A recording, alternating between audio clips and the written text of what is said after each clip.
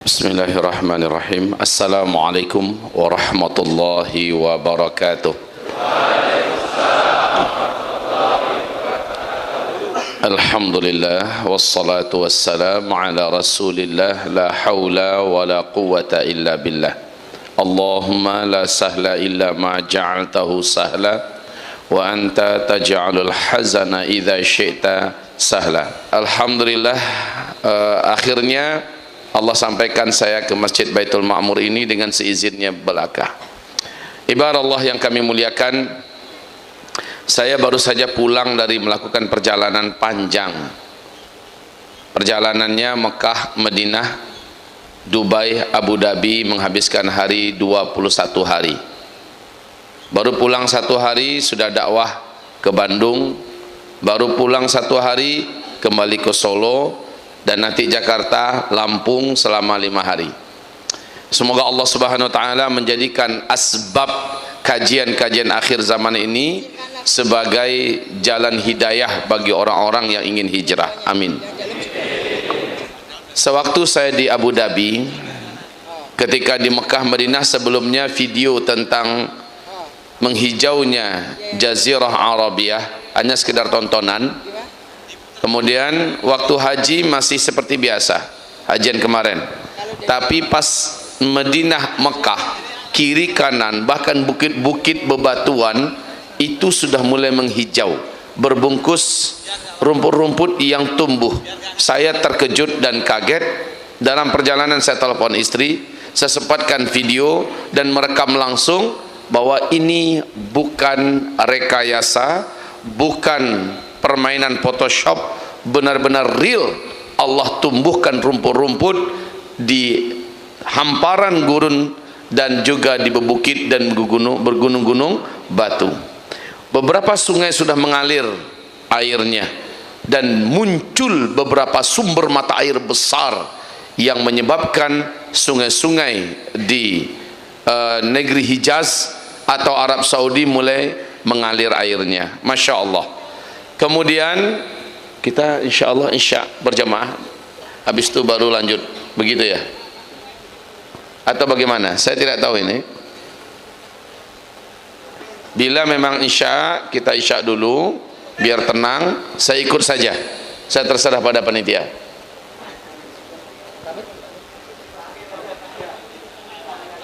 Terakhir saja, barakallahu fiik.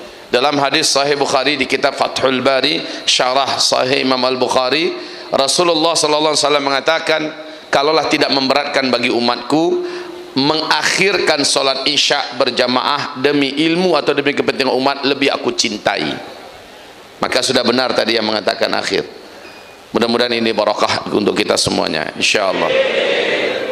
Jadi saudara-saudaraku, kemudian saya naik beberapa taksi di Madinah atau juga di Mekah. Ada seorang sopir taksi dari Yaman, ini orang berpendidikan. Apa kata beliau? Perkataan beliau agak pedas sekali untuk pemerintah yang terkini di Arab Saudi. Saya tidak usah ucapkan apa bahasa beliau, sangat keras dan pedas sekali. Tapi beliau mengatakan, Anda tahu tidak, katanya, sejak Muhammad bin Salman memegang tampu urusan Arab Saudi telah menjadi negara liberal. Baru-baru ini di Madinah Al-Munawwarah diadakan pesta, di mana dalam pesta itu diundang artis-artis melenggang-lenggok dalam tarian erotis di Madinah Al-Munawwarah. Tidak pernah sebelumnya terjadi. Saya ragu muslim apa tidak nih si Muhammad bin Salman, katanya. Kemudian yang lain juga berkata bahwa waktu saya di Mekah sudah ketahuan dan ketangkap kaum LGBT mengadakan pesta pernikahan sejenis di Mekah. Dan baru-baru ini, tadi siang, istri saya mengirimkan dari Mekah adanya video di mana orang-orang Arab Saudi dengan pakaian jubah, pakai syal imamah dengan lilitan hitam, bergoyang-goyang dengan beberapa wanita yang juga memakai pakaian pakaian biasa, pakaian hitam, jubah hitam, dan mereka sudah berdangdut-dangdut istilahnya, menyanyikan nyanyi-nyanyi pop, nyanyi rock dan sebagainya. Inna lillahi wa inna ilaihi raji'un. La tattabi'anna sunanal ladzina min qablikum shibran fa shibra, dhira'an fa dhira'a, hatta walau dakhalu juhra dabbin tabi'tumuh. Di akhir zaman nanti kalian akan mengikuti jejak orang-orang sebelum kalian, sejengkal demi sejengkal, sehasta demi sehasta, sehingga sekalipun mereka memasuki lubang biawak, kalian ikut-ikutan mengikuti masuk lubang biawak itu. Umar bin Khattab berkata kepada Rasulullah, bertanya, al-Yahud wan Nasara, ya Rasulullah, yang engkau maksud ini Yahudi, Nasrani atau siapa? Jawaban Nabi, faman, siapa lagi kalau bukan Yahudi dan Nasrani. Hari ini umat Islam, khususnya yang berkuasa menguasai Mekah Madinah, sudah melakukan apa-apa yang dilakukan oleh Yahudi dan Nasrani hari ini.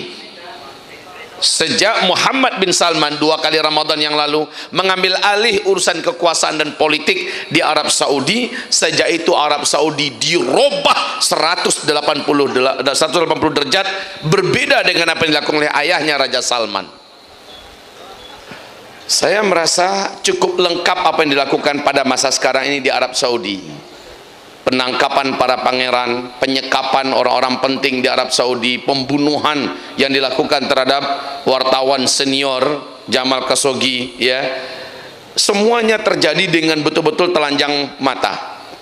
Wallahi kaum muslimin, hamba-hamba Allah saya memuliakan, saya menyaksikan apa yang digambarkan Rasulullah lebih 1400 tahun yang lalu itu terjadi di masa kita.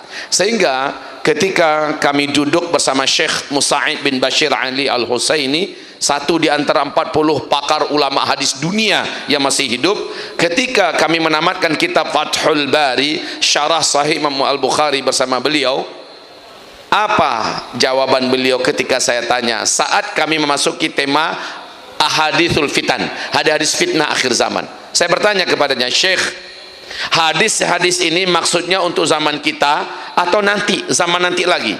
Maka jawaban beliau sangat jelas, laula zamanuna nahnu famata. Kalau bukan zaman kita ini, ada hadis fitnah ini, kalau bukan zaman sekarang, maka zaman yang mana lagi, kata beliau. Tegas beliau mengatakan, beliau satu di antara 40 ulama ahli hadis dunia yang masih hidup. Nah, ibarat Allah yang kami muliakan, kemudian saya dipanggil untuk berdakwah ke Dubai. Di Dubai, semua yang kita saksikan hari ini adalah lambang kemewahan dan mimpi dunia. Semua kemewahan yang diinginkan oleh orang-orang raja khayal ada di Dubai. Semua apapun yang Bapak bayangkan, yang saudara bayangkan tentang impian-impian maksiat ada di Dubai. Ini pernyataan langsung dari saudara kita yang ada di Dubai. Mereka mengatakan, kalau tanpa iman kita di sini, kita akan tenggelam di sini. Banyak orang-orang Indonesia yang tenggelam di sini katanya. Banyak orang yang datang ke Dubai tenggelam, ke Abu Dhabi tenggelam, karena dunianya terlalu kuat, maksiatnya begitu hebat. Saya syuting di beberapa gedung-gedung tinggi, dan yang unik saya dikasih hadiah buku tentang sejarah Jazirah Arabia, bergambar sejarah Uni Emirat Arab, bergambar. Ketika gambarnya berkaitan dengan 70-an ke bawah, itu masih hitam putih. Apa kata duta besar kita di sana, juga konjen kita di sana, konsul kita di sana? Mereka mengatakan, warga kita di sana, mereka mengatakan begini, Ustadz, tahun 71 ke bawah, Dubai dan Abu Dhabi ini penduduknya masih beternak, dan mereka tidak beralas kaki. Ini fotonya. Mereka masih bertelanjang dada, miskin. Ini gambarnya. Ini gaya orang dulu. Masya Allah, 40 tahun yang lalu masih seperti itu primitifnya. Maka terbaca oleh kita hadis Nabi, ketika malaikat Jibril bertanya kepada Nabi Muhammad, mata sa'ah, kapan kiamat? Nabi mengatakan, mal mas'ulu anha bi'a'lama minas sa'il. Yang bertanya mungkin lebih tahu daripada orang yang ditanya. Saya tidak tahu. Malaikat Jibril ternyata juga tidak tahu. kapan tepatnya kiamat itu. Tapi ketika ditanya Nabi Muhammad dan malaikat Jibril, akhbirni an amaratiha, kabarkan kepadaku tentang tanda-tandanya, ciri-cirinya, bahwa jika tanda-tanda itu sudah datang, jika ciri-ciri itu sudah nampak, maka jarak antara kita dengan kiamat ini sudah sangat dekat. Hai Muhammad, kata Nabi, jika itu pertanyaan Anda, ini memang saya ahlinya. Dengar, antalidal amatu rabataha wa antaral hufatal uratal alata ri'a asya yatatawaluna fil bunyan. Bila engkau nanti menemukan suatu zaman, orang yang hidup pada zaman itu sebelumnya mereka kere-kere, miskin-miskin, mereka hanya sebatas penggembala ternak, mereka tidak beralas kaki dan bertelanjang dada, tiba-tiba saja mereka menjadi kaya raya dan sangat berkuasa. Lalu mereka saling berlomba-lomba dan berbangga-bangga membangun gedung-gedung yang tinggi-tinggi. Tersirat dalam pesan hadis Nabi ini, jika zaman itu sudah kalian temukan, jarak masa antara kalian dengan kiamat sudah sangat-sangat dekat. Taib. Ini hadis sahih Imam Muslim. Di hadis Imam Ahmad, Rasulullah ditanya oleh Abdullah bin Abbas, ya Rasul, siapa yang kau maksud? Kere, miskin, penggembala ternak, tidak beralas kaki, saking miskinnya sendal pun nggak kebeli, telanjang dada, tiba-tiba mereka mendadak menjadi kaya raya dan sangat berkuasa, lalu mereka saling berlomba-lomba dan berbangga-bangga membangun gedung-gedung yang tinggi-tinggi. Ya Rasulullah, siapa yang kau maksud? Jawaban Nabi singkat, humul Arab, mereka adalah bangsa Arab. Sekarang coba lihat Dubai, Abu Dhabi, ternyata gedung-gedung tertinggi, termewah, tercantik di dunia bukan di Eropa, bukan di Amerika, bukan di Tokyo, bukan di Hong Kong, bukan Sydney, di Melbourne, bukan. Ternyata adanya di Arab. Jangan kita cerita Dubai dulu dah, kita lihat saja Arab Saudi, bagaimana sekitar Masjidil Haram yang Nabi ceritakan 1400 tahun yang lalu terjadi sekitar Masjidil Haram hari ini. Lihat Madinah Al-Munawwarah, lihat Riyadh, lihat Jeddah dan sebagainya. Itu baru Arab Saudi, belum lagi Kuwait. Kota-kota yang dibangun di Kuwait menyebabkan kota-kota besar di Eropa, Amerika minder dengan Kuwait. Kuwait belum apa-apa dibandingkan dengan Bahrain. Luar biasa Bahrain hari ini. Bahrain harus mengaku kalah oleh Uni Emirat Arab. Abu Dhabi, saya kemarin pergi Pak ke hotel bintang 7 yang harga kamarnya satu malam sampai 150 juta. Harga kopinya satu cangkir 105, kopi aja satu cangkir itu harganya 5 juta kopi.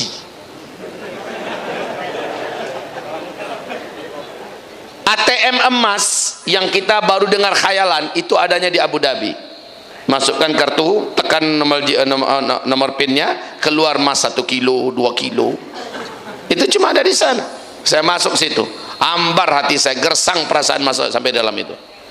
Di situ ada akuarium di bawah laut, ada kamar di bawah laut. Mereka sing-singkan kamarnya, langsung pemandangan akuarium laut, asli laut, hiu nampak, semua nampak. Masya Allah. Itu Abu Dhabi. Dubai-nya Masya Allah, luar biasa.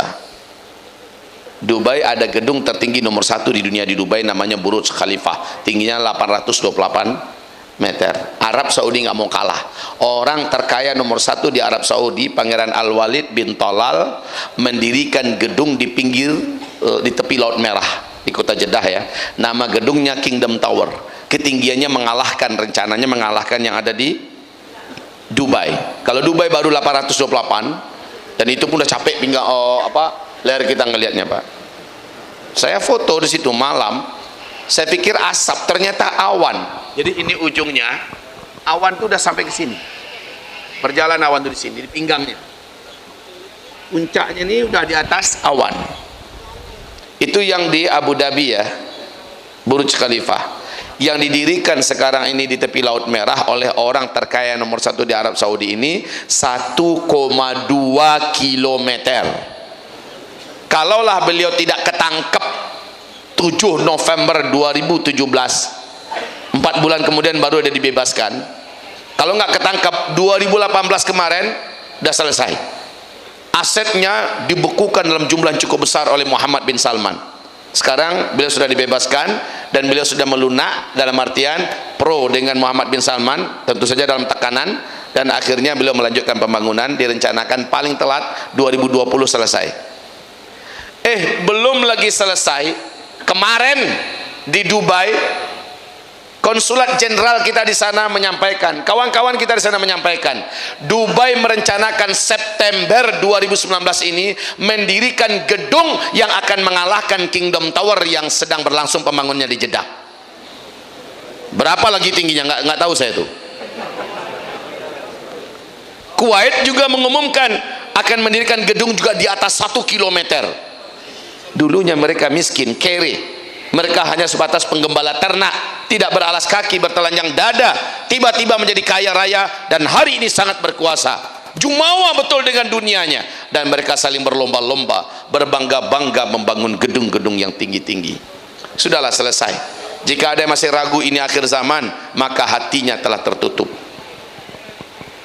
2011 Syekh Saud Shurem dalam khutbahnya, dan khutbah itu masih ada di YouTube, begitu berapi-api dan penuh semangat menyampaikan dalam khutbahnya berkaitan dengan kejadian yang digambarkan Rasulullah. Apa yang dikatakan Rasulullah kepada Muadz bin Jabal ketika jalan-jalan di Tabuk. Tabuk itu sebuah kawasan lembah yang jaraknya dari Madinah Al-Munawwarah kita naik mobil kebut ngegas tanpa ngerem 8 jam baru nyampe situ. Apa kata Rasul kepada Muadz? Hei Muadz, kau lihat baik-baik, jika lembah ini sudah mulai dituruni salju, maka jarak ubun-ubun engkau dengan kiamat sudah sangat dekat. Hai Muadz, 2009 pertama kali salju turun di Tabuk, hanya semata kaki, dan itu viral di semua berita dunia. 2010 tambah tinggi saljunya turun. 2011 udah sebetis. Inilah 2011 Syekh Saud Shurem, Imam Masjidil Haram, menyampaikan khutbahnya yang intinya mengatakan ini tanda yang tidak terbantahkan di antara tanda-tanda akhir zaman, kiamat sudah dekat. Dan sekarang Tabuk jangan ditanya, 1 meter lebih ketinggiannya saljunya, sampai ke Riyadh, sampai ke Palestina, ke Syria, sampai bahkan ke Kairo, Medan Tahrir, sampai sekarang ini ke Mekah. Mekah pun sudah mulai dituruni oleh hujan salju, hujan batu es. Allah, saudara-saudaraku, ada yang ingin membantah, tidak bisa, tidak bisa. Lalu Rasul juga mengatakan,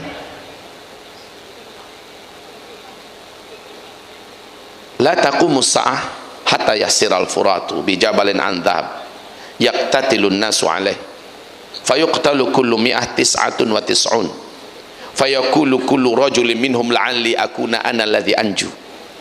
Tidak akan terjadi kiamat sampai kering nanti dulu Sungai Efrat. Sungai Efrat itu satu di antara sungai terbesar di Timur Tengah, Sungai Nil, Tigris dan Efrat.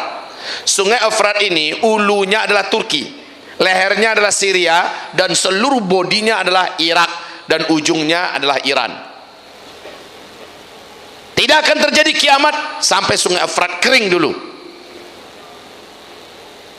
Ketika Sungai Efrat mengering, manusia akan dikejutkan dengan penemuan gunungan emas yang ada dalam perut bumi Irak di bawah aliran Sungai Efrat itu. Dan ini akan mengundang perang besar. Setiap lelaki dari berbagai negara dunia, kata Rasulullah, akan membawa senjata-senjata mereka ke negeri Irak. Mereka berperang memperebutkan gunung emas itu. Jadi gunung emas ini akan muncul dalam sebuah hantaman sehingga dia bergerak menuju ke permukaan. Dalam setiap 100 orang yang berperang di sana, akan mati terbunuh 99 orang. Cuma satu yang hidup. Tapi sayangnya, kata Nabi, seluruh mereka berharap semoga satu orang yang hidup itu sayalah orangnya. Laki-laki sangat banyak mati dalam rangka perebutan gunung emas itu. Mari kita lihat, Rasulullah menyebutkan ini dan terjadinya di zaman kita. Catat tanggalnya, 12 Februari 2013, di majalah paling bergengsi di Amerika Serikat, New York Times. Amerika Serikat merilis pernyataan resminya di sana dari penelitian para pakar bahwa satelit kami, para pakar kami telah menganalisa dan meneliti Sungai Efrat sudah kering airnya 60%, kata mereka. 60%. Itu tahun 2013. Dan menurut kami, menurut pakar kami, Sungai Efrat akan kering total 2014. Ternyata benar, Maret 2014 Sungai Efrat telah kering total sampai hari ini. Sampai hari ini. Kemudian yang paling mengejutkan adalah pernyataan George Walker Bush atau singkatnya George Bush. Masih ingat kan makhluk satu ini? Penjahat dunia yang tangannya berdarah-darah dengan darah umat Islam dan kezalimannya luar biasa. Sebelum diganti oleh Barack Obama, sempat dia menyampaikan orasinya di depan Gedung Putih, dan orasi itu masih ada di YouTube. Apa kata George Bush? Satelit kita telah menemukan potensi emas yang sangat besar di dalam perut bumi Irak. Amerika Serikat, katanya, selaku polisi dunia, akan memastikan emas ini tidak akan jatuh ke tangan para penjahat-penjahat dunia yang tidak bertanggung jawab. Tak siapa yang penjahat. Tapi yang paling penting ungkapan beliau nih, satelit kita telah menemukan potensi emas yang sangat besar dalam perut bumi Irak. Sesuai betul dengan hadis Nabi yang tadi kita bacakan. Kering Sungai Efrat dan adanya gunung emas dalam perut bumi Irak. Ini penyebab April 2014 Barack Obama tidak jadi menarik 135.000 pasukan darat Amerika Serikat yang tersebar di negara Teluk. Nggak jadi ditarik ke Amerika. Padahal secara finansial Pentagon atau keuangan Amerika Serikat udah nggak mampu membiayai lagi militer mereka yang menyebar di negara Timur Tengah itu. Udah nggak mampu. Tapi nggak jadi ditarik 135.000 orang jumlahnya. Berapa biaya per orangnya? Nggak jadi ditarik oleh Barack Obama. Yang terjadi malah ketika Donald Trump ini naik jadi presiden, yang terjadi malah dia tambahkan pasokan pasukannya menuju ke Irak. Betul tidak? Dia tambah terus. Rahasianya sebenarnya sudah diketahui. Rusia akhir Desember 2018, Rusia di TV One diberitakan Rusia pamer senjata-senjata canggihnya sambil mengatakan kami siap perang melawan Barat.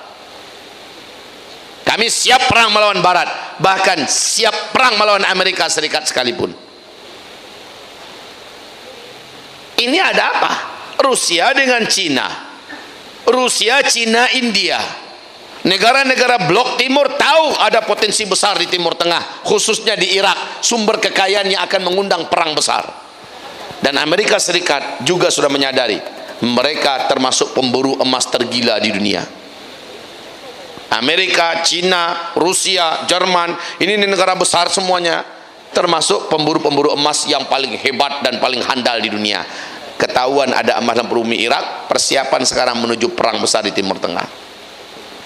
Maka Ratu Elizabeth II mengumumkan puisinya, selamat datang perang dunia ketiga. Persiapan sekarang. Allahu a'lam apa yang akan terjadi ke depan.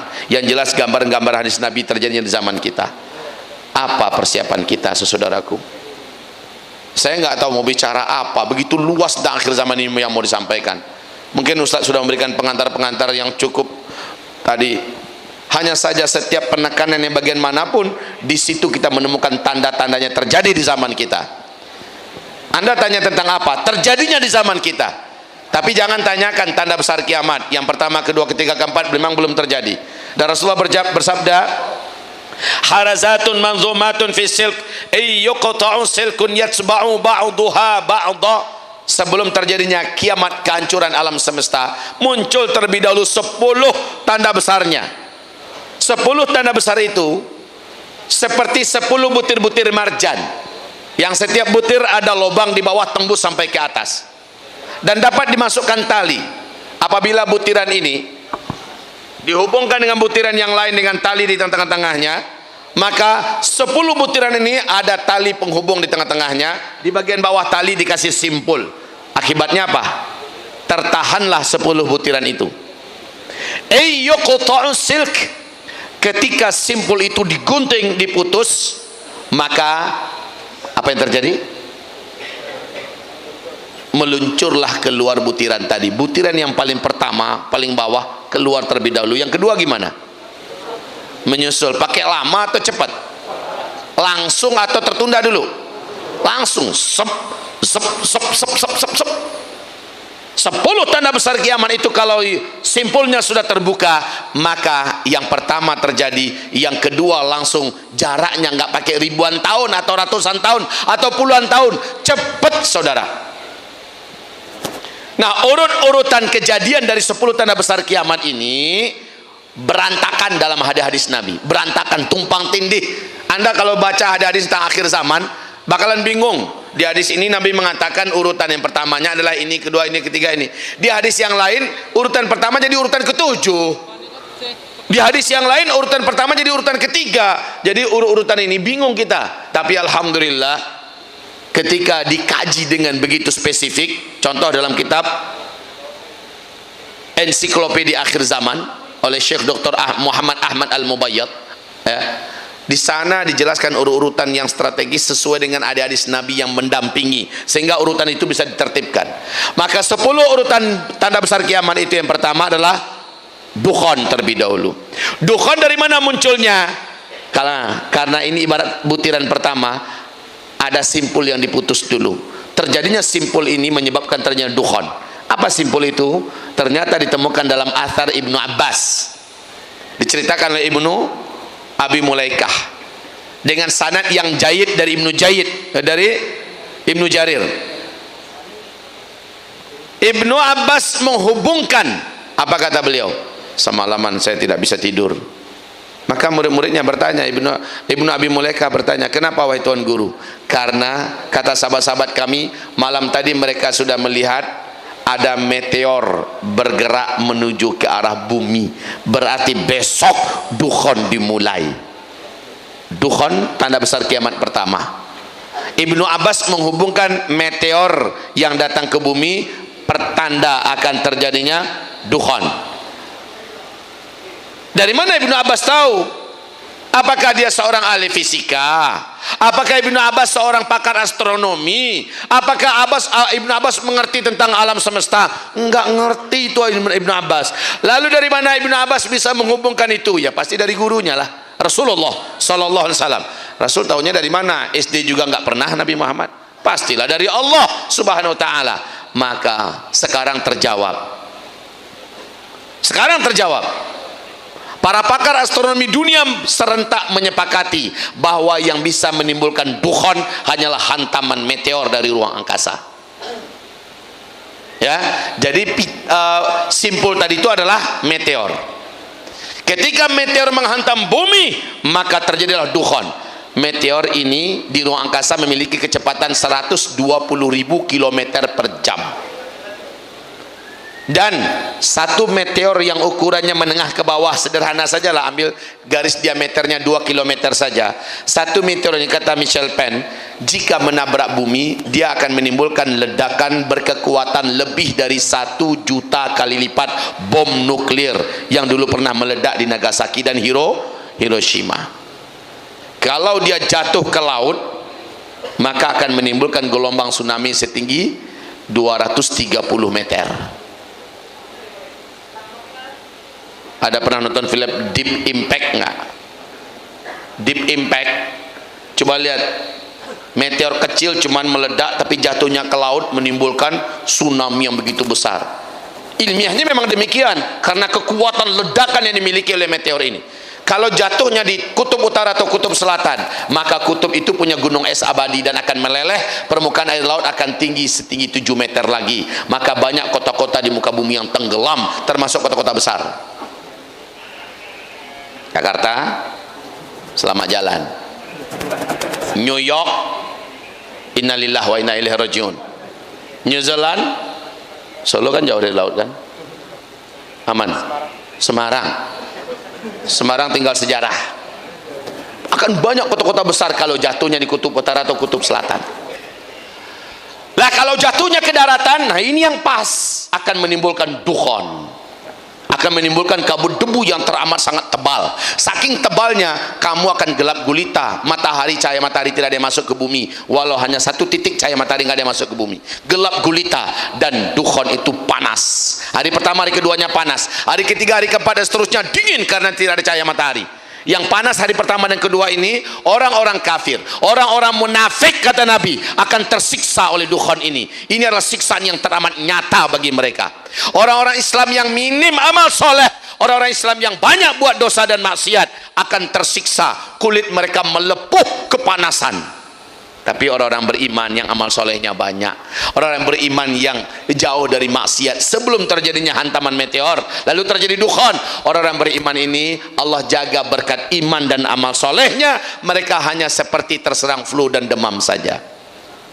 Ini dukhon ya, 40 hari 40 malam. Ibarat Allah, hamba-hamba Allah yang kami muliakan. Nah, Nabi mengatakan ciri-ciri hantaman meteor menabrak bumi nanti adalah ini ciri-cirinya. Kata Rasulullah, fi hadhil ummah khasfun wa maskhun wa qadhfun. Qala rajulun minal muslimin, wa mata dzaka ya Rasulullah? Qal idza dhaharatil qainat wal ma'azif wa syuribatil khumur. Nanti akan terjadi hantaman hujan meteor, lalu menyebabkan terjadinya gempa di mana-mana, banyak negeri-negeri dan bumi yang tenggelam, laut naik ke atas, akan banyak kejadian di mana kalian akan kehilangan negeri-negeri dan akan banyak yang berubah bentuk. Para sahabat bertanya, wa matadzak, kapan itu akan terjadi ya Rasulullah? Qal, Nabi menjawab, idza dhaharatil qainat, apabila pada masa itu kalian menyaksikan umatku sudah terang-terangan bermunculannya penyanyi-penyanyi wanita di mana-mana. Sekelas Arab Saudi saja sekarang udah nggak malu-malu lagi muncul penyanyi-penyanyi, penari-penari. Wal ma'azif, musik, alat-alat musik sudah menyebar, beredar, disukai, disenangi oleh umatku di mana-mana hari ini. Arab Saudi sekalipun, Masya Allah. Sebelumnya kami Pak Ustadz, pas lepas hajian kemarin itu, saya dengan jamaah lewat di depan Hotel As-Sofwa. Hotel As-Sofwa itu kan berhadapan-hadapan dengan Masjidil Haram. Di bawah itu ada orang jual kaset murattal, sajadah, kitab-kitab Al-Quran, banyak dijual di situ. Biasanya murattal itu 24 jam, asal buka toko itu murattal Quran hidup. Kemarin yang diputar itu nyanyian, musik. Jamaah kita ada yang ngerti dan pandai bahasa Inggris, marah. Apa katanya? Kamu di depan Masjidil Haram, kamu putar musik, kemana otakmu? Marah betul dia. Apa kata orang toko ini? Kerajaan kami sudah membolehkan, membenarkan. Kamu mau ngapa? Kok sewot dengan saya, katanya. Masya Allah, itu kenyataan sekarang. Jadi kalau kita lihat hari ini, wal ma'azif, musik dan alat-alat musik, jangan ditanya. Orang Saudi dengan jubah gaya syekh bergoyang-goyang. Itu yang mereka buat hari ini. Inna lillahi wa inna ilaihi. Wanita-wanita berjubah, bahkan ada yang bercadar ikut bergoyang-goyang pula. Ya Allah ya Rabb, gimana enggak? Tahun-tahun terakhir ini dengar enggak banyak musibah di Arab Saudi? Betul tidak? Dan ke depan akan lebih berat. Mungkin 2019 ini akan banyak bencana-bencana yang lebih berat yang akan terjadi di sana. Munculnya belalang di mana-mana, jangkrik di mana-mana, munculnya hasyarat. Itu diantara tanda Allah menghancurkan Fir'aun. Dengan Allah munculkan terlebih dahulu makhluk-makhluk alam, bermunculan di mana-mana, sudah menjadi wabah dan menghama. Masa Pak di Pullman, hotel termewah di Mekah itu kan Pullman, Grand Zamzam, itu bunyi jangkrik di dalam. Bukan hanya bunyi Pak, jangkrik banyak di mana-mana. Lagi sholat kita jangkrik enak aja lewat ya. Dan jangkrik itu sombong gayanya. Kalau jangkrik kita kan agak tawaduk sedikit gayanya tuh, agak sedikit merendah ke bumi. Ini jangkriknya sombong betul. Jangkrik yang kayak gitu yang muncul di Mekah, mirip dengan orang-orangnya sekarang. Nah, pengumuman lagi. Silakan. Ada pengumuman lewat, mohon maaf. Sekali lagi tolong kepada teman-teman yang bawa mobil yang napolnya AD7440 UA Honda, mohon dipindahkan. Ini jangan-jangan nggak ada yang punya nih, mau diinfakkan apa ya? Soalnya ada teman kita yang mau lewat darurat, sekali lagi AD7440UA. Ini pengumuman terakhir, nanti digeret nanti ya. Baik, kadang-kadang Ustadz ada yang lupa dengan plat mobilnya sendiri. Mungkin mobilnya apa? Mobilnya apa? Ini Honda ya, nggak di foto anunya ya. Iya. Mungkin Saya pernah punya pengalaman kayak gini. Honda hitam. Ustadz, saya pernah punya pengalaman kayak gini. Dipanggil berkali-kali, tolong yang punya mobil nih. Yang dengar, yang punya mobil tuh dengar aja. Dia nggak tahu kalau itu mobil dia. Dengar. Tapi ketika disebutkan mobilnya adalah kalau nggak ada yang memindahkan mobilnya, kami anggap mobil itu wakaf untuk pesantren. Oh, itu mobil saya katanya. Nah gitu. Apa digitukan, Ustaz? Mungkin digitukan kali. Baik, belum dulu ya. Silakan panitia. Fadal, barakallahu fiik. Ya, tolong dipindahkan. Kasihan orang mau pulang atau orang siapa tahu singgah mampir untuk sholat terjebak oleh mobil kita. Ya, AD7440 ya. Ah ya. Tolong ada yang punya mobil pindahkan. Kami tunggu 10 menit. Enggak juga dipindahkan, dianggap wakaf untuk masjid. Ya. Sampai mana kita tadi? Jangkrik. Masuk juga jangkrik di sini ya. Untung nggak cebong, tapi jangkrik ini.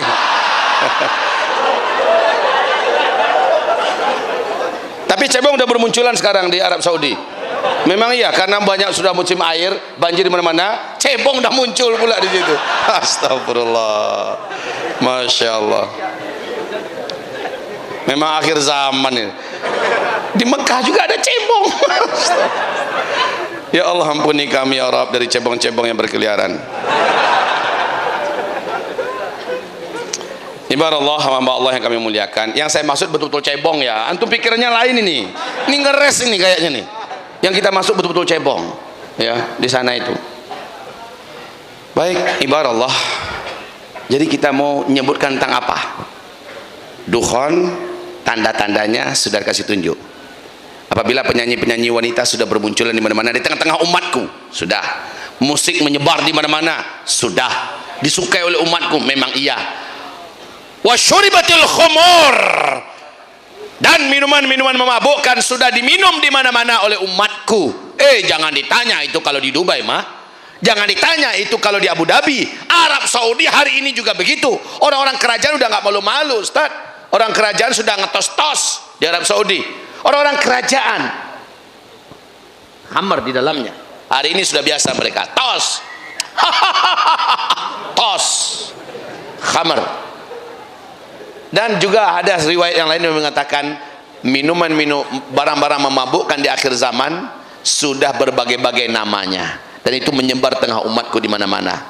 Ada ganja, ada sabu-sabu, ada narkoba, ada morfin, ada macam-macam namanya sekarang menyebar di tengah umatku. Udah apa belum? Kita tahu waktu pembuatan reklamasi saja kemarin, tiang-tiang yang masuk dari sana berapa ton yang ada di dalam itu, dan itu bisa merusak 7 generasi. Itu yang ketahuan. Bagaimana yang tidak ketahuan? Itu yang masuk ke yang masuk ke Indonesia, yang masuk ke Malaysia. Pemerintah Malaysia ini mengakui sekarang. Yang masuk ke seluruh dunia, dan Arab Saudi hari ini anak-anak mudanya. Oh, apalagi Dubai, apalagi Abu Dhabi. Begitu juga keadaan yang terjadi di Bahrain, Kuwait dan lain-lainnya. Negara-negara Timur Tengah semuanya sudah diracuni oleh wasyuribatil khumur. Apabila zaman itu sudah kalian temukan, kata Rasulullah, maka itulah zaman hujan meteor akan datang. NASA sudah peringatkan 46 tahun yang silam di Discovery Channel. Apa kata NASA? 2013 bumi kita akan melintasi arus sungai meteor ruang angkasa. Peluang bumi kita mengalami hantaman meteor selalu ada, dan meteor itu punya karakter kayak bola bola biliar. Kesenggol aja sedikit antara dia akan menyimpang dari jalurnya. Sekarang memang NASA mengatakan untuk 100 tahun ke depan kita kayaknya aman dari hantaman meteor. Katanya, padahal 2013 saja 3 meteor menabrak atmosfer bumi kita. Satu di tanggal 15 Februari 2013. Di mana? Siberia, Rusia. 10.000 ton beratnya. Yang kedua, 14 April 2013. Di mana? di tempat Maradona, Argentina. Minggu itu Metro TV memberitakan itu, Minggu malam Senin. Yang ketiga di mana? Tanggal 7 November di Los Angeles. 1 tahun saja 3 kali meteor mengganggu bumi kita. 2014 waktu saya dikasuskan masuk baris krim. Ingat tanggalnya enggak? Kalau saya ingat di seumur hidup nggak lupa itu. Kamis tanggal 16. Kamisnya saya diiring-iringi bak pengantin menuju ke baris krim. Dengan izin dan nikmat Allah saya dibebaskan kembali karena doa yang dahsyat dari umat dan kekompakan umat. Pertolongan Allah turun.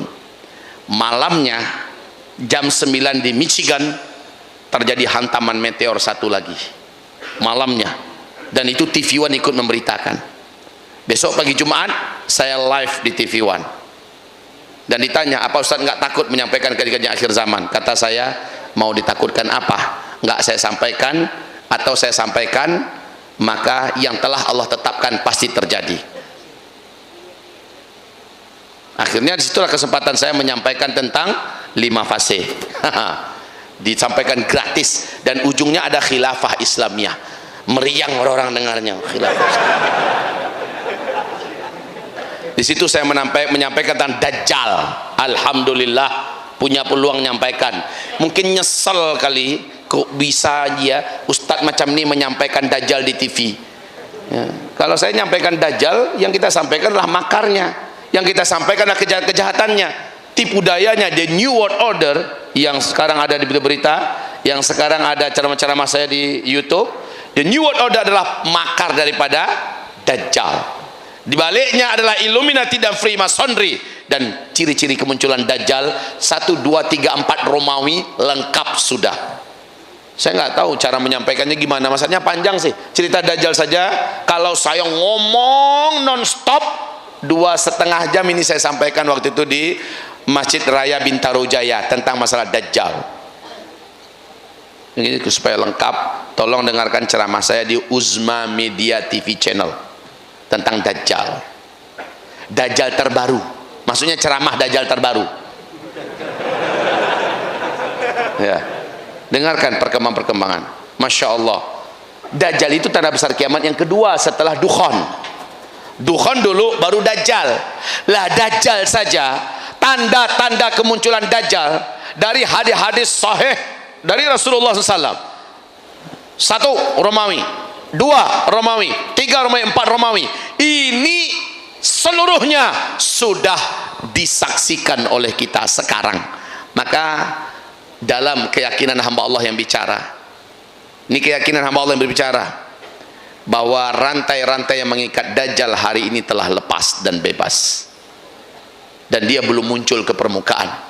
Kaki tangannya masih cukup untuk menguasai dunia ini. Dan New World Order adalah program raksasa miliknya Dajjal. Kaki tangannya adalah Illuminati, dan sayap berikutnya adalah Freemasonry. Masih bergerak dengan leluasa. Mereka masih memimpin dunia secara ekonomi, secara militer, secara media, secara pendidikan, secara apa saja masih memimpin dunia. Jadi Dajjal belum saatnya untuk menampakkan dirinya. Tapi Dajjal telah membebaskan setan-setan terjahat dan terganas yang disimpan dan dipenjarakan oleh Nabi Sulaiman, dan setan-setan itu menyebabkan kekacauan yang besar dan menyakiti tokoh-tokoh utama Islam yang ada di muka bumi hari ini. Panjang cerita kita kalau bercerita masalah Dajjal.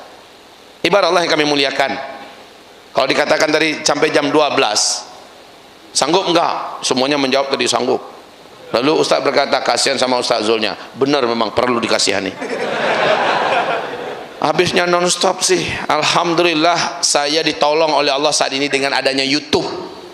Jadi saya enak ngelemparnya ke YouTube. Entah Imam Mahdi, bagaimana Imam Mahdi terkini, perkembangan beliau sekarang, buka YouTube. Soalnya kalau disampaikan sekarang nggak bisa. Alhamdulillah ada ibu-ibu kita namanya Aisyah Istiqomah, nama majelis taklimnya, nelfon saya waktu saya datang di Tanah Suci. Ustadz, bisa nggak Ustadz untuk mengisi kajian di Solo? Kami betul-betul harap Ustadz bisa berikan seminar buat kami lengkap tentang akhir zaman.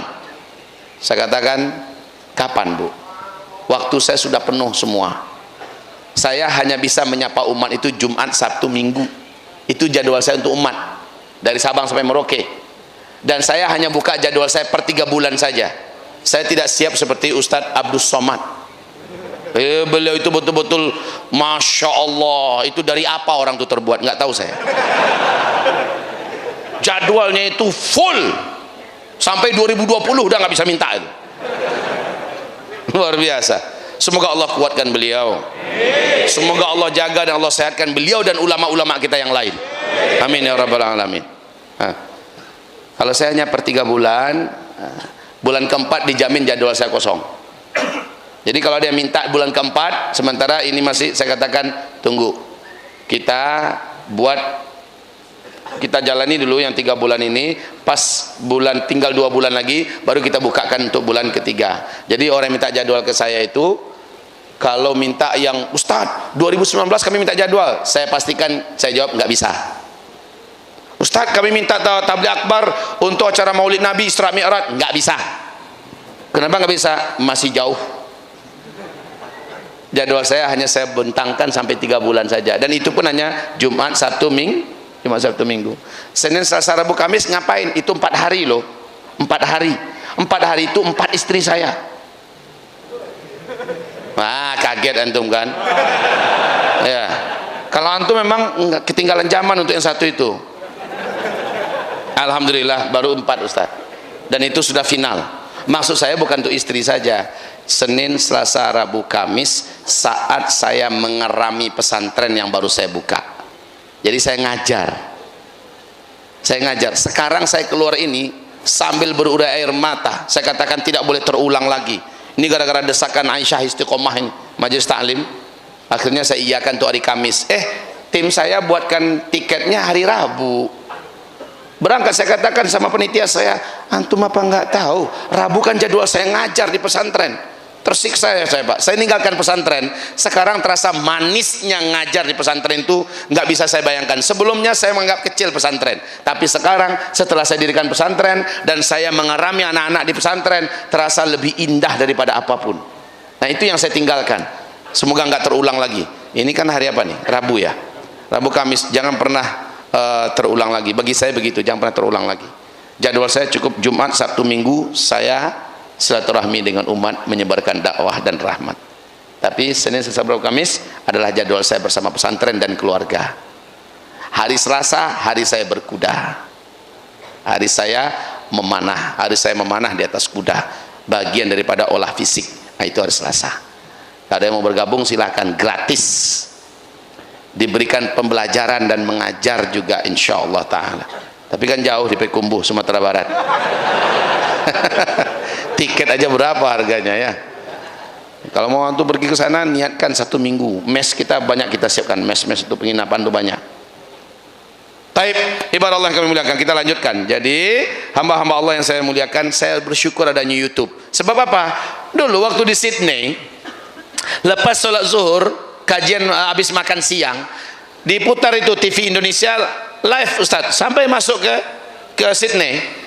Saya dengar di salah satu channel televisi paling cukup bergengsi di Indonesia ini menayangkan acara ceramah live seorang Ustadz kondang Indonesia yang sudah rutin mengisi di televisi itu.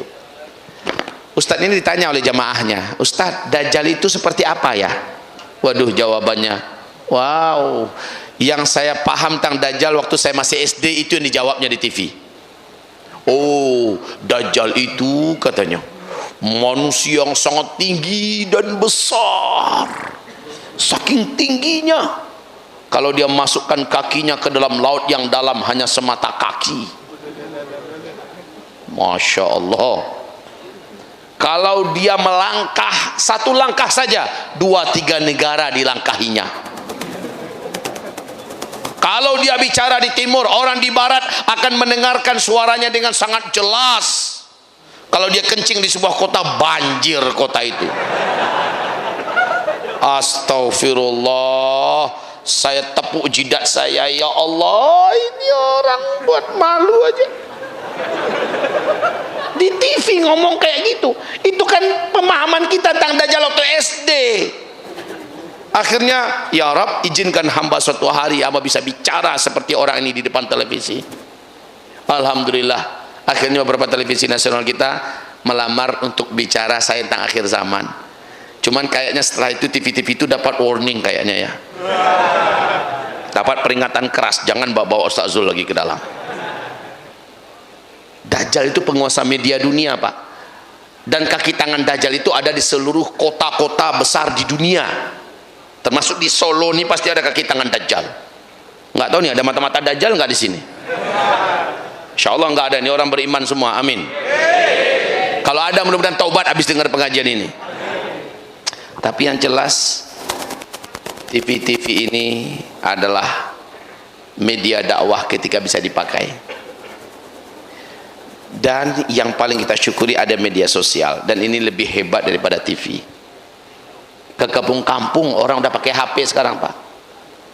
Orang becak saja saya lihat 2 HP-nya. HP canggih-canggih lagi. HP saya HP jadul yang cuma 1 RAM, tiap sebentar hang. Nah ini ada kuli, Pak, HP-nya 2 tersembul, HP-HP mahal semuanya, Masya Allah. Dan saya pas nyampe itu, Ustaz Zul, Ustaz kiamat, Ustaz akhir zaman. Berarti mereka ngikuti kajian kita. Tapi saya kasihan juga, Ustaz, asal lewat di airport nih, Ustaz akhir zaman. Lewat lagi di sini, Ustaz kiamat. Nah saya naknya dewe ngasih label kepada saya, padahal dia nggak nyadar kalau itu dia pun juga umat akhir zaman. Kalau ini Ustadz akhir zaman, ini umat akhir zaman, betul tidak? Adil dong. Ya, kalau saya udah sekarang menikmati nasib, takdir saya memang udah di label begitu, ya saya terima saja. Tapi memang kaum muslimin yang kami muliakan, semua pembicara kita tentang akhir zaman insya Allah lengkap di YouTube sekarang ya. Tolong buka, beli paket, beli paket. Nah, dengarkan ceramah-ceramah kita di sana. Barakallahu fikum. Habis dukhon, Dajjal. Dajjal itu ternyata dukhon dengan Dajjal jaraknya paling lama hanya 3 tahun. Dajjal keluar. Habis Dajjal, barulah Allah tewaskan Dajjal di tangan seorang lelaki yang hanya dia satu-satunya yang direkomendasikan oleh Allah bisa menghabisi Dajjal. Yang lain tidak bisa. Dialah tanda besar kiamat yang ketiga, Nabiullah Isa alaihissalam. Jika Dajjal bergelarkan Al-Masih Ad-Dajjal, Nabi Isa bergelarkan Al-Masih Isa alaihissalam. Kalau menurut Yahudi gelar Dajjal itu adalah Mesiah, Mesiah Dajjal. Dan menurut Yahudi, Mesias Dajjal ini akan memimpin dan menaklukkan seluruh dunia dan diberikan pada Yahudi. Maka Yahudi sekarang ini, apalagi dengan lahirnya sapi merah kemarin di Israel, menjadikan mereka berbunga-bunga hatinya. Sekarang tiap hari pakar ternak hebat dunia merawat sapi merah itu yang tanpa cacat sedikit pun. Kenapa? Menurut kitab Taurat, sapi merah ini kalau sudah berusia 3 tahun, dia akan disembelih di Jabal Zaitun, di Bukit Zaitun. Penyembelihannya ini langsung disusul dengan munculnya Dajjal ke permukaan dan langsung memimpin mereka. Dan sapi itu telah lahir beberapa bulan belakangan. Tidak cacat, merahnya tidak cacat sedikit pun. Ini menjadi 4 Romawi, pertanda Dajjal akan keluar. 1, 2, 3 ada di Sahih Imam Muslim. Yang satunya adalah seluruh tanda-tanda alam yang terjadi tentang kemunculan Dajjal terjadinya di Syam. Danau Tiberias sudah susut airnya. Sekarang ada sampai titik yang paling kritis, sampai-sampai air penunjang kehidupan utama bangsa Israel, bangsa Yahudi yang ada di Israel itu dari Danau Tiberias sudah dialihkan sekarang kepada air laut yang disuling, karena air Danau Tiberias sudah tidak bisa lagi, sudah benar-benar susut. Yang kedua, kebun kurma di Baisan. Baisan adalah kawasan di Yordania yang berbatasan dengan Palestina. Kata Rasul, Dajjal baru muncul apabila kebun kurma ini sudah tidak lagi berbuah. Itu dalam hadis Sahih Imam Muslim. Ya, yang ketiga, mata air Zugar, tidak jauh dari Danau Tiberias. Mata air ini apabila sudah kering, itu pertanda Dajjal akan lepas. Itu dalam hadis Sahih Muslim. Dan tiga-tiganya ini sekarang sudah terjadi 100%. Sudah berjalan tahun kelima sekarang ini. Masya Allah. Bagaimana kita menampiknya? Bagaimana kita menolaknya?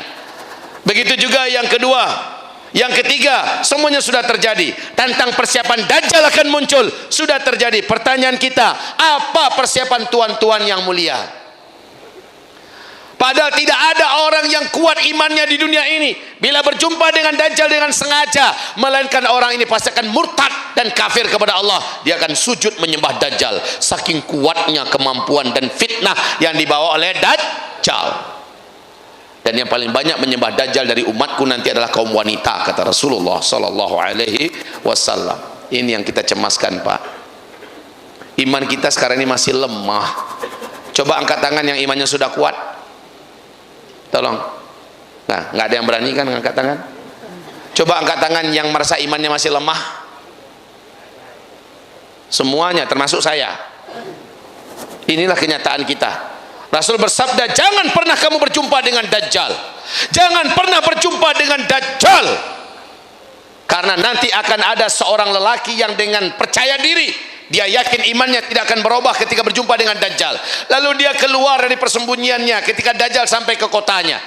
Maka dia pun berjumpa dengan Dajjal. Kekuatan fitnah yang dimiliki oleh Dajjal menyebabkan iman yang di dadanya itu menguap, hilang. Dan dia kafir kepada Allah. Dia pun sujud menyembah Dajjal.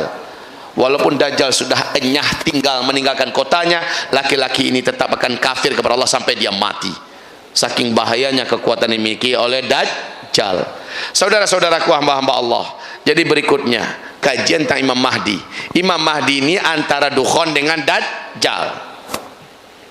Tanda-tanda kemunculan Imam Mahdi memimpin kita semua juga sudah terang benderang Allah kasih petunjuk kepada kita. Ya sudahlah, ketika kita berbicara tentang akhir zaman, maka kita sedang mendengarkan dan menyaksikan. Kitalah orang-orang yang sedang mendengar dan menyaksikan itu saat ini. Dan kita akan mengalami 2019 ini banyak hal-hal yang lebih buruk daripada sebelumnya akan terjadi pada kita semua. Saya berlindung kepada Allah dan istri-istri saya, keluarga saya, santri-santri saya ajak semuanya, mari berlindung kepada Allah.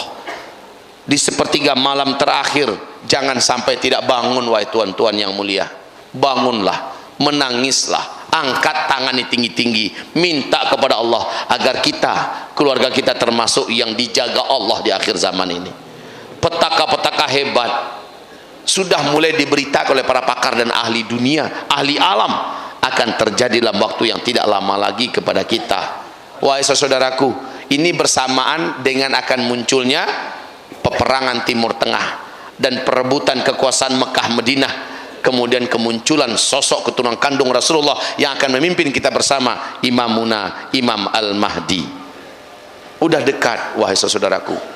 Yang penting bagi kita sekarang, sedekat apapun beritanya akan terjadi. Ini semua akan terjadi. Maka apa persiapan saya? Nabi dia tanya, ya Rasulullah, mata sa'ah, kapan kiamat? Jawaban Nabi, ma'adatalah. Kamu nanya-nanya kiamat, persiapanmu apa? Gitu juga kita ini. Kita dengar kajian akhir zaman ini udah akhir zaman. Pertanyaannya, persiapanmu apa? Sudah cukup kuatkah iman kita? Ternyata tadi semuanya sepakat angkat tangan, imannya masih lemah semua. Itu bagus. Karena itu ciri khas para sahabat. Dalam Fathul Bari, kitab Sahih Bukhari, ya, di mana Ibnu Mulaika berkata, saya berjumpa dengan 30 orang sahabat Nabi senior yang masih hidup. Semua mereka sepakat merasa imannya masih lemah. Bagus kita tadi itu. Alhamdulillah. Lah kalau merasa iman masih lemah, berarti harus diperkuat lagi imannya, kan begitu? Amalnya para sahabat, seluruh sahabat merasa amal mereka masih sangat sedikit, dan yang sedikit itu pun belum tentu Allah terima. Nah, kita begitu juga nggak perasaan sekarang.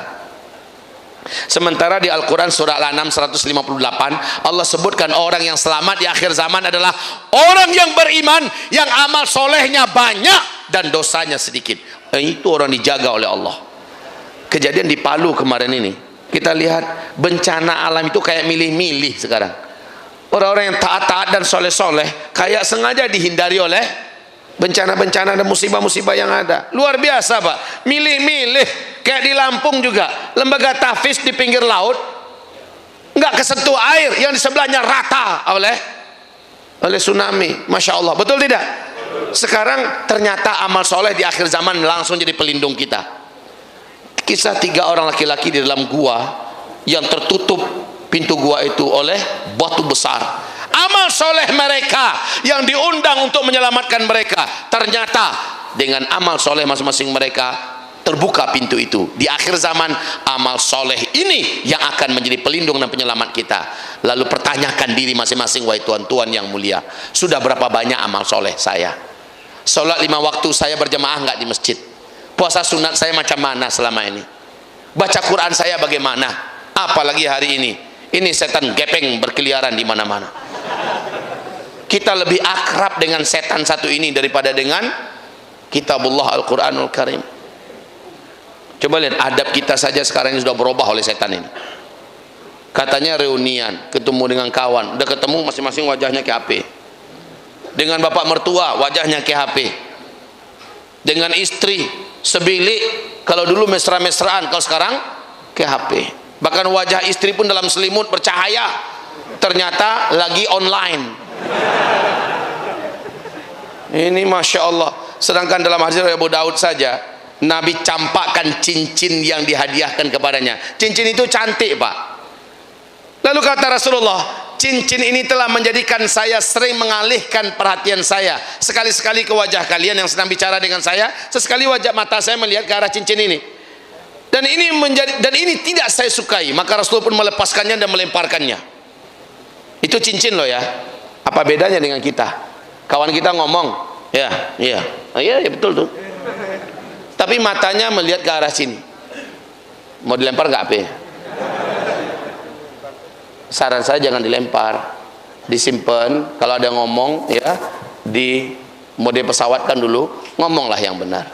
Adabkanlah wajah kita, ya. Dengarkan dia dengan seksama. Kita suka nggak diperlakukan begitu oleh orang lain? Kita menghargai orang lain, dan itu lagu Rasulullah. Rasulullah tidak mau berlama-lama dengan cincin yang bisa mengalihkan perhatiannya, dan cincin ini pun dilemparkannya. Kalau kita nggak perlu kita lemparkan HP, lemparkan dia ke dalam tas kita, nggak apa-apa. Ya, kemudian simaklah mertua kita bicara, simaklah keluarga kita bicara, ayah kita bicara, teman kita bicara. Coba apa sih perasaan kita ngomong kawan kita sambil jawab dia ngeliat HP terus, kan nggak enak banget kan? Maka jangan buat itu. Dan Rasulullah juga bersabda sallallahu alaihi wasallam, umatku nanti akan disibukkan oleh musannah. Para sahabat bertanya, mal musannah? Ya Rasulullah, apa itu musannah? Nabi menjawab, musannah itu adalah tulisan yang kalian tulis dengan tangan-tangan kalian nanti di akhir zaman, dan tulisan itu akan berpindah dari satu tangan kepada tangan yang lain, lalu kalian sibuk membaca tulisan-tulisan tersebut, wa yatrukuna kitab Allah, dan akhirnya kalian meninggalkan membaca kitab Allah. Ayo, yang dimaksud Nabi ini apa bukan itu? Inilah dia. Cemburu Nabi di akhir zaman umatnya lebih banyak menyentuh ini daripada Quran. Coba bersaksilah anda sekalian, wahai tuan yang mulia, mana yang lebih banyak dalam satu hari kita menyentuh mushaf atau menyentuh ini? Ayo jujur. Ini udah akhir zaman tuan-tuan. Tolong dengarkan ceramah saya di YouTube, judulnya adalah amalan-amalan yang akan Allah hilangkan di akhir zaman. Tolong dengarkan ceramah itu, mudah-mudahan kena kita semua. Dan kita bisa berlomba-lomba sebelum amalan itu dihilangkan oleh Allah. Kita termasuk yang bisa berlomba-lomba. Apa? Salah satunya adalah Allah jadikan Al-Quran nanti di akhir zaman diangkat, lalu tidak ada lagi Al-Quran di muka bumi. Bahkan yang hafal Al-Quran juga semua hafalannya diangkat oleh Allah. Tapi sebelum itu terjadi, dan itu hanya terjadi, baru terjadi ketika matahari terbit sebelah barat, baru terjadi Al-Quran diangkat semua di malam yang panjangnya. Sebelum itu terjadi, kita punya peluang akrab bersama Al-Quran, dan alhamdulillah, alhamdulillah, sekarang ini kita menyaksikan alhamdulillah bermunculan di seluruh dunia lembaga-lembaga tahfiz, bermunculan seperti jamur di musim hujan. Banyak para hafiz-hafiz Quran bermunculan, hafiz cilik, orang tua hafiz juga bermunculan, lembaga-lembaga tahsin, tajwid segala macam bermunculan di mana-mana. Alhamdulillah, ini pertanda tak lama lagi memang Al-Quran yang sekarang ini dibuka oleh Allah, pintunya selebar-lebarnya, tak lama lagi akan Allah ambil. Lalu Al-Quran yang Allah ambil itu kelak menjadi penyelamat dan pelindung kita nanti di depan Allah Subhanahu wa ta'ala. Sebelum itu terjadi, ayo lebih akrablah dengan Al-Quran daripada dengan jad-jad ini. Saya tidak melarang kita punya jad-jad. Ini juga bisa menjadi senjata dakwah kita, ya. Tapi buatlah keseimbangan. Buatlah keseimbangan, saudaraku. Al-Qur'annya dibaca. Ini akhir zaman. Tolong dengarkan kajian saya amalan-amalan yang hilang di akhir zaman. Hilang itu Allah yang sengaja mentiadakannya. Termasuk sedekah. Nabi mengatakan di akhir zaman kalian tidak bisa lagi bersedekah. Kenapa? Karena di fase kelima orang-orang sudah dikayakan oleh Allah semuanya. Khilafah Islamiyah tegak, kemakmuran di muka bumi ini, kesejahteraan, kekayaan melimpah ruah, bumi memuntahkan semua kekayaan yang ada, sampai-sampai orang yang ingin ambil emas dipersilakan oleh sang khalifah, kamu ambil di gudang emas kita, berapa kamu mau. Bahkan ada di antara kalian nanti, kata Rasulullah, akan mengambil emas itu dengan jubahnya, dimasukkan, bawa pulang, ditaruh, datang lagi, ambil lagi, berapa mau, ambil. Saat itu kata Rasulullah tidak ada lagi orang yang mau menerima hadiah emas. Akan datang ke nanti di antara kalian ada yang membawa emas 2 telapak tangan kepada tetangganya, menghadiahkan. Wahai tetanggaku, ini hadiahku. Emas 2 telapak tangan menjulang, Pak. Bukan beras, tapi emas. Ambil, Pak, terimalah. Apa kata tetangga? Masya Allah, kamu adalah tetanggaku yang soleh dan baik. Terima kasih banyak, aku tidak bisa menerimanya. Di dapur sekian karung tuh saya nggak tahu mau diapakan. Jadi amalan yang diangkat oleh Allah salah satunya juga adalah amalan sedekah, infak, wakaf, apalagi zakat, ya, ditiadakan oleh Allah. Sekarang sebelum itu semua saya lihat Allah punya agenda, dibuka pintu amalan ini besar-besar oleh Allah. Tiap sebentar ada agenda apa? Agenda pemungutan biaya dana. Susah betul ya. Panding. Galang dana. Galang dana untuk Palestina lah, galang dana untuk Suriah lah, ya, galang dana untuk Rohingya lah, galang dana untuk Uyghur lah, galang dana untuk Lombok lah, galang dana untuk Palu lah. Tiap sebentar ada galang. Bagi yang punya harta cepat kirimkan ke tabungan langit. Tabungan kita di sisi Allah Subhanahu wa taala. Kini nanti kita akan datangi orang-orang ini, saya wakafkan tanah saya. Apa kata mereka? Dulu saya perlu ini, sekarang udah nggak mau lagi. Ini nih ada duit, ada emas, dulu diperlukan ini, sekarang udah nggak perlu lagi. Nah, sebelum zaman itu datang, sekarang saatnya tuan-tuan. Ada 9 amalan yang Allah angkat di akhir zaman. Tolong ini diburu sekarang. Saya lihat Allah bukakan pintunya selebar-lebarnya untuk agar banyak umatnya yang terlibat dalam amalan-amalan yang sekarang masih bisa kita lakukan. Hanya orang beriman yang amal solehnya yang banyak, minim dosanya, yang dijaga oleh Allah dari dajjal, yang diselamatkan oleh Allah dari dukhan, yang diselamatkan oleh Allah dari pembantaian, dari kelaparan dan sebagainya. Coba baca buku yang ditulis oleh Dr. Muhammad Ahmad Al-Mubayyan, atau oleh Ustadz kita yang dari Darus Syahadah, Ustadz Abu Fatihah. Tolong baca kitab beliau berkaitan dengan zikir akhir zaman. Bagus. Saudaraku yang kami muliakan, baca. Ternyata memang orang mukmin yang beramal soleh lah yang akan selamat, yang lainnya tidak akan selamat. Orang berduit, orang berjabatan, orang berpangkat, jenderal, presiden, semuanya tidak akan selamat oleh jabatan dan pangkat mereka. Barakallahu fikum. Saya rasa malam ini adalah pengantar saya kepada antum semua. Allah akan ridhoi kita kalau kita mendengarkan dan mengambil kesempatan, mumpung saya masih ada. Jadi kesimpulan kita harus kayak para sahabat, ya. Sahabat-sahabat saking pandainya Nabi meyakinkan kepada mereka tentang akhir zaman, dan Nabi itu mengajarkan kepada mereka tentang akhir zaman itu sejak lepas sholat subuh sampai masuk tenggelam matahari. Berhentinya Nabi cuma waktu sholat masuk. Nabi turun dari mimbar, imami sholat, naik lagi. Zuhur, asarnya turun dari mimbar, imami sholat, naik lagi sampai matahari tenggelam. Kata Abu Hurairah, Ubay bin Ka'ab, tidak ada di antara kami yang berani meninggalkan majelis itu, saking asyiknya penyampaian Nabi Muhammad SAW. Nah, dampak positif kepada mereka adalah setelah mereka tahu udah dekat kiamat nih, dampak positifnya adalah mumpung saya masih hidup, mumpung waktu aman masih ada, saya harus berprestasi di mata Allah untuk agama Allah ini. Begitu, kita juga yang ada begitu. Jangan kebalikan, keluar dari pengajian ini lemes langsung, udah nggak kuat jalan, bahunya udah jatuh. Mas kok jalannya gitu, udah mau kiamat. Tapi kita nggak boleh gitu, kita kayak para sahabat. Apalagi yang punya anak SMA, anak kamu dengar pengajian tadi kan? Iya pak, iya ayah, iya abi. Udah mau kiamat kan? Betul. Kamu kuliah besok nih, ijazah udah nggak perlu. Iya, setuju ayah, setuju abi. Besok kita jadi garin aja di masjid. Jangan seperti itu. Ya, kita sepakat, kata Nabi, besok mau kiamat, masih ada satu butir biji kurma hari ini ada di tangan kamu, bisa kamu tanam. Tanam. Pada Rasulullah tuh tahu pak, ditanam hari ini 4-5 tahun baru berbuah. Besok udah mau kiamat, kata Nabi, tanam. Itu maksudnya apa? Sedekat apapun kiamat mau terjadi, kira-kira apa yang bisa kita lakukan hari ini yang bisa mendatangkan hasil dan manfaat yang besar buat agama, bangsa dan negara 20-30 tahun yang akan datang. Hari ini bisa kita start buat hari ini, karena Allah tidak tanya hasil. Allah sudah tanya apa yang sudah kamu buat, itu yang Allah tanya. Allah tidak tanya hasil. Saya mendirikan pesantren, saya katakan tadi, target saya pesantren ini 7 tahun tamat SD masuk ke kami setara dengan S1 dari Timur Tengah. Itu target saya. Ustaz, kan Ustaz mengatakan udah dekat hitungan jari tahun tangan ini. Iya, tapi Ustaz masih mendirikan pesantren. Iya, saya katakan tadi, sedekat apapun kiamatnya, apa yang hari ini yang positif yang bisa kita lakukan, lakukan hari ini. Begitu.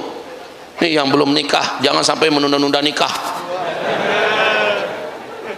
Udah mau kiamat, ke calon mertua dikirim surat, mengingat, menimbang, udah dekat kiamat, memutuskan pernikahan dipending, mudah-mudahan ada jodoh nanti di surga Firdaus, akad nikahnya dilangsungkan. Jangan begitu. Justru yang ada adalah siapa yang niatnya nikah bulan depan, azamkan, ya Allah, tidak boleh berubah, harus cepat ini selesai. Kalau perlu dipercepat. Bujangan,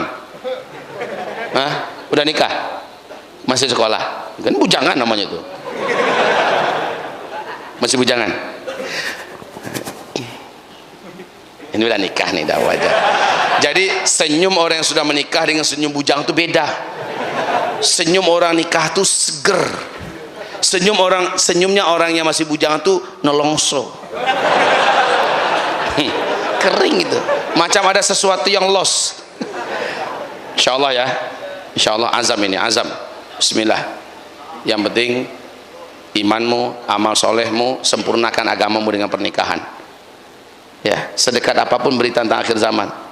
Saya dengan izin Allah nih, kalau Allah selamatkan, insya Allah tahun ini akan lahir anak saya yang ke-17 dan anak saya yang ke-18. April anak saya yang ke-17. September insya Allah anak saya yang ke-18. Yang baru ada sekarang 16. 8 laki-laki, 8 perempuan. Alhamdulillah. Itu baru akhir zaman. Ya, semangat beramal, termasuk mencetak kader, mencetak generasi. Barakallahu fikum jami'an. Ini awal sapaan pertama kita. Jika masih ada umur panjang, ya, saya juga termasuk yang membuat saya terangsang datang ke Solo, karena 2 orang anak saya ada di Ishkarimah, ya, ada di Imtak. Jadi mereka belajar sana udah mau tamat juga kok, alhamdulillah. Saya rindu datang kemari sambil bisa berjumpa dengan anak-anak saya. Barakallahu fikum jami'an, hayakumullah. Insyaallah kita berjumpa dalam pertemuan-pertemuan yang berikutnya. Jika di dunia Allah belum izinkan kita bertemu kembali, mudah-mudahan di depan pintu surga kita saling bertemu nanti. Amin ya rabbal alamin. Mohon istiqomah dan sabar. Bawalah istri dan keluarga lebih dekat kepada Allah dan kepada Al-Quran, dan jauhkanlah teman-teman maksiat dan negeri maksiat, dan kita maksimalkan jihad kita 2019 ini. April 17 April 2019 kita jihad politik insyaallah. Maksimal, jangan gede takbirnya aja ya, maksimal nanti perjuangan kita harus ada ribatnya. Ribat itu apa? Begadang, kita tongkrongi TPS-TPS itu. Jangan sampai kota-kota itu berubah dan ada yang nyulap secara siluman. Ya, kita tongkrongi dan kita jaga baik-baik. Pemilu kita besok ini harus damai, harus tenang, harus berwibawa. Walaupun kita semuanya serentak bergerak, tapi confident. Kita ingin bermartabat. Kemenangan kita pun kemenangan yang bermartabat. Insya Allah Ta'ala kita tunjukkan Islam yang selama ini ditakut-takuti, ternyata dalam peristiwa-peristiwa besar di Indonesia sudah menjadi asbab orang di Eropa banyak masuk Islam sekarang ini, gara-gara kebangkitan Islam di Indonesia ini. jutaan hadir di Monas, jangankan ada darah yang bertumpah, rumput pun nggak keinjak, masya Allah, sampah pun nggak berserakan, masya Allah, dan semuanya mengeluarkan kocek masing-masing. Sepanjang jalan beriring-iringan ibu-ibu, emak-emak ikut pula berkorban. Itu hanya ada dalam Islam.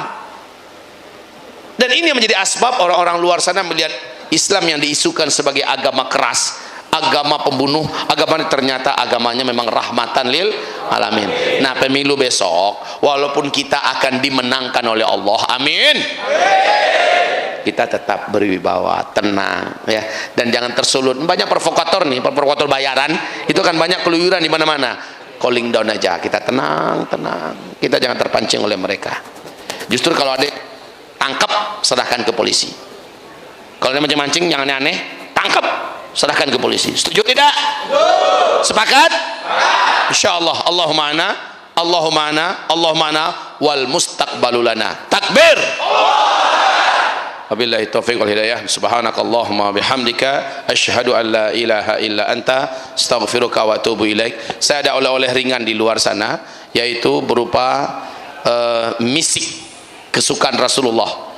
Peristiwa tanda besar kiamat yang ketujuh itu adalah angin lembut bertiup dari Yaman. Angin ini berbau misik, kata Rasulullah. Misik itu kesturi. Kesturi inilah parfum kesukaan Rasulullah SAW. Saya ada bawa parfum itu di luar, bibit asli daripada India dan diruqyah. Nah, kalau ada di antara famili dan keluarga kita mengalami gangguan-gangguan jin dan syaitan, mudah-mudahan dengan menggunakan misik ini lama-kelamaan syaitannya tidak mampu bertahan. Dan di dalam misik ini ada infak untuk agama Allah. Ada infak untuk agama Allah, 100% untuk agama Allah, bukan untuk ustadz yang bicara, bukan untuk tim yang menjaganya di luar.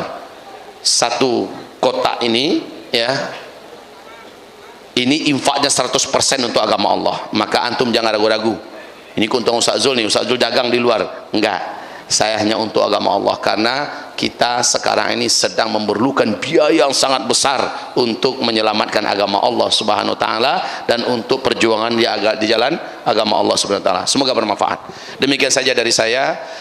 Barakallahu fina wa fikum jami'an. Astaghfirullahal azim li wa lakum wa la haula wa la quwata illa billah. Subhanakallahumma bihamdika asyhadu an la ilaha illa anta astaghfiruka wa atubu ilaik. Wassalamu alaikum warahmatullahi wabarakatuh. Waalaikumsalam warahmatullahi wabarakatuh. Saudara sekalian, kita ucapkan jazakumullah khairan kepada Ustaz Zul, dan kita senantiasa mendoakan kesehatan beliau, senantiasa sehat walafiat sekeluarga, sehingga dakwah beliau tersebar ke seluruh pelosok bumi ini.